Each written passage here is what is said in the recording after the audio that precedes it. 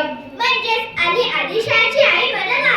नजरेत तिच्या अंगार दरबार झाला पगार. कुणी घेईना पुढाकार साऱ्यांनीच मानली हार.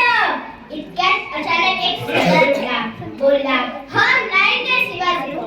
आणि त्यानं विडा उचलला. नाव होतं त्याचं अफजल खान. नाव होतं त्याचं अफजल खान. जिथं जागतं रुसैतानं. खाना बोलला छाती ठोकून, शिवाला टाकलं चिरडून. कौतिक झाले दरबारात. खान निघाला मोठ्या सुरीत. त्याचं गोड तळ पायतळ, फौज फाटलंय कक्कळ.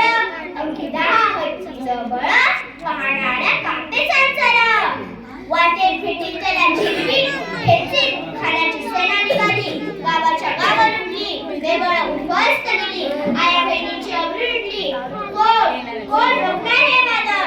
आता शिवाचं काय खरं नाही. तिकडे जा, तिकडे गोगल, तिकडे ग्रज. तो हेच बोलू लागला. राजाची सेना मुठभर खानाला असा टोपणार. काय लढवावा तर चिंतेत पंच सरदार.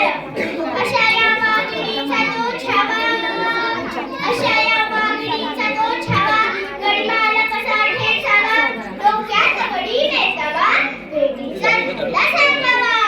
प्रतापगडावर साधी भेटीचा सांगावा. खानाला हसत हसत कबूल केला.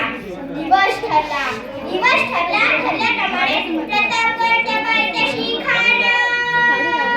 प्रतापगडच्या पायथ्याशी खान. प्रतापगडच्या पायथ्याशी खान. प्रतापगडच्या पायथ्याशी खान. खान नाही त्याला जाणीव.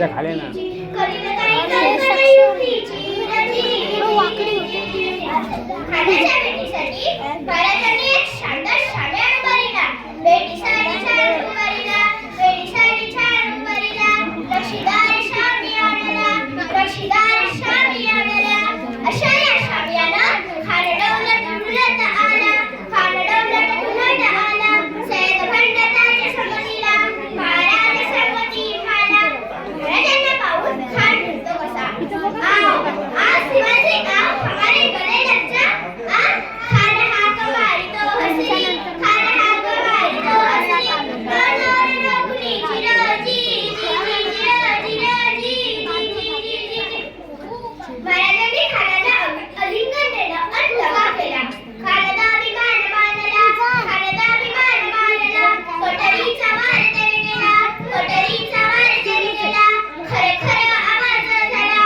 खरखर आवाज झाला. चिरखता होता अंगाला. चिरखता होता अंगाला. खानाचा वार मुक्का गेला. खान यडबडला. इतक्यात महाराजांनी पोटामध्ये विषा ढकलला. पोटामध्ये विषा ढकलला. वाघनखाचा मारा केला. वाघनखाचा मारा केला. टराटरा फाडलं पोटाला. टराटरा फाडलं पोटाला. तर गेला अफजल खानाचा पुत्र बाहेर आला. जी बाहेर आला. जी. धन्यवाद, खूप खूप धन्यवाद.